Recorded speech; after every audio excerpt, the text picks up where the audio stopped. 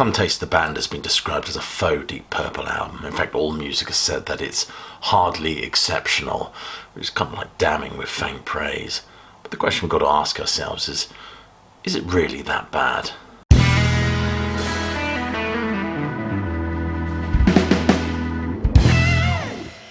Ritchie Blackmore, that hard rock curmudgeon, is certainly a tour de force with the gloomy elegance of that guitar phrasing, combined with the Hammond throb of John Lord and the glass-worrying shriek of Ian Gillan, all define that Deep Purple sound. Well, Mark II of it anyway. But this incarnation of Deep Purple had the audacity to suggest that they could continue without that Blackmore smoulder. John Lord has said the worst you could say of this album is that it's not really a Deep Purple album, but old Sourpuss goes off to form the excellent Rainbow, and the band play on, and play on most excellently, with the young, brilliant and tragic Tommy Bolin.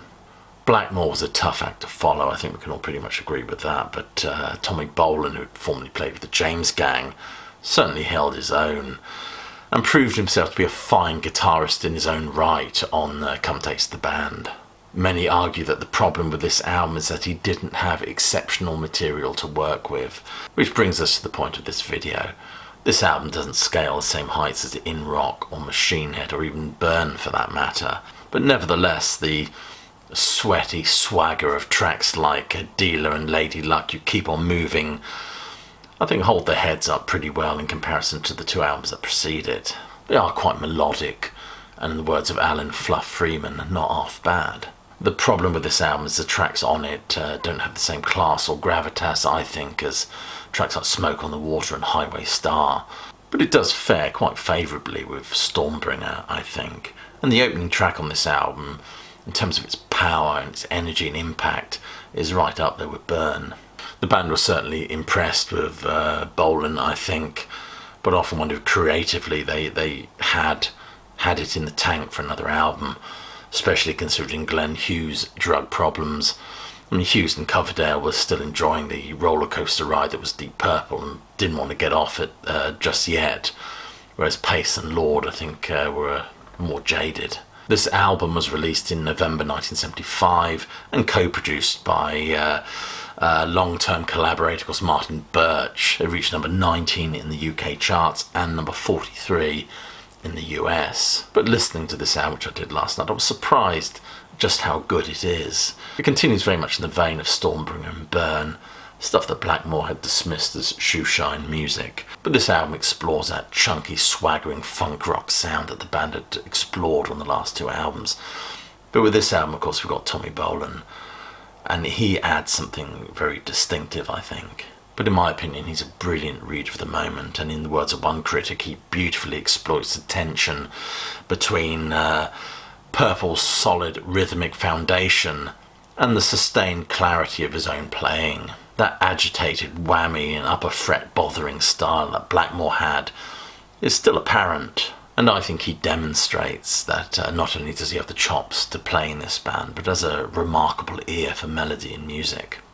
Rolling Stone said that Bolin helped, and I'm quoting, Purple's music to outgrow the predictability of the past, where textures replace a reliance on volume, and changes in tone and pace more frequently contrast and augment each other. I also think Coverdale and John Lord's writing takes on a new sophistication on this record. Ian Pace once said that the drummer Steve Gadd improves everything by virtue of playing on it. I'd like to extend that compliment to Ian Pace, who was a remarkable and undersung drummer. I think he was perhaps eclipsed a little bit by John Bonham's thunder and the bluster of Keith Moon, but nevertheless is a powerful and intrinsic element to the Deep Purple sound. Come Taste the Band is a record that's often overlooked. It's seen as an album made by a band that was imploding, and there's an element of truth to that. But nevertheless, I think Coverdale and Hughes wanted Deep Purple to continue.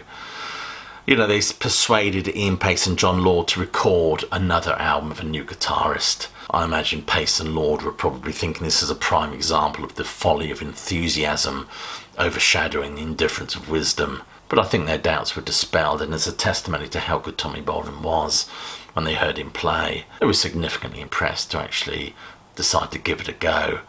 However, the recording process of this album was not without its issues. And those issues tend to gravitate around Glenn Hughes' coke addiction at the time. He was, I think, shoveling his way through insurmountable amounts of the old nose candy, rendering him pretty much unavailable for some parts of the sessions.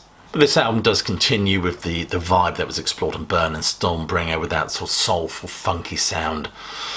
And I'm pretty sure Coverdale and Hughes found it easier to work with Tommy Bolin than they did to work with Ritchie Blackmore. It certainly granted them more freedom, an atmosphere that was more relaxed and enabled them to express themselves more, certainly in terms of the writing, I think. And even Bolin had some input as regards the album's musical direction and sound. The vocals of Coverdale are strong and crisp, I think, and the opening track, Coming Home, is a high-tempo rock number with Bolin really absolutely stoking on this one.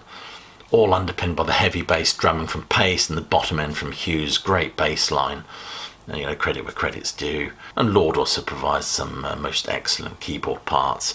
Catchy little flourishes to contrast with the guitar, bass and drums, I think. I love on this track what I term a kind of psychedelic phrasing, which makes this one really stand out for me. Lady in Luck is very much a trademark Deep Purple track for this time. Of course, they'd left all the more screechy and proggy stuff behind a few years ago.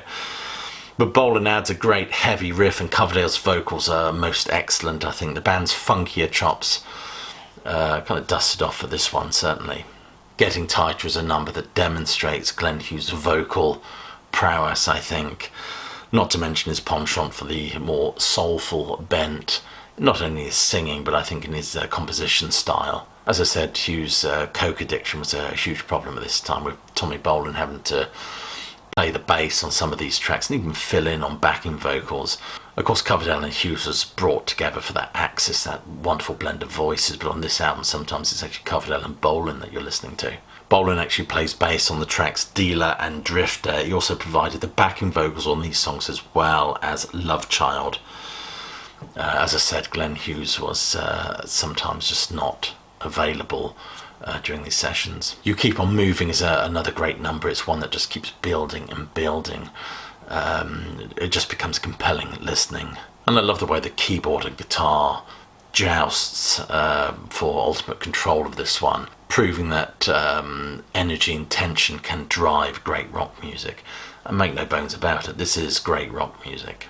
After the album was recorded, Tommy Bolin's own substance problems really began to reveal themselves on the road, I think. In fact, I believe the band had already decided to call it quits before they even embarked on the tour. But nevertheless, both Bolin and Hughes caused huge problems, I think, on this tour. In fact, there's one famous recording, I think, where Tommy Bolin was unable to play guitar. He'd fallen asleep on his arm for about 8 hours and he was just unable to play. So John Lord had to fill in a lot of the guitar parts with the organ. Unfortunately, this was actually recorded. It's a soundboard recording and it has had an official release. It's called The Last Concert in Japan, and despite pleas from the band not to release it, it did come out. The Mark IV lineup of Deep Purple had disbanded by July '76. Of course, CBS Records had signed Bolin to continue. He produced another solo album, Private Eyes, which I believe is his second album. I could be mistaken there. And a tour ensued from September onwards. Unfortunately, Tommy Bolin passed away in December of that year. So in terms of my original question for this video, is this album really that bad? No, I don't think it is. I think a lot of the negative press that it received at the time was simply a knee-jerk reaction to the fact that Deep Purple were continuing without Ritchie Blackmore. I mean, how dare they? But if we listen to the album on its own, it's not a bad album at all. It's a thoroughly decent rock album. As I said, to repeat what John Lord said, the worst you could say about it is it's not really a Deep Purple album. So what do you think of this album? This very interesting era for Deep Purple? Please leave your comments below. I'd love to hear from you.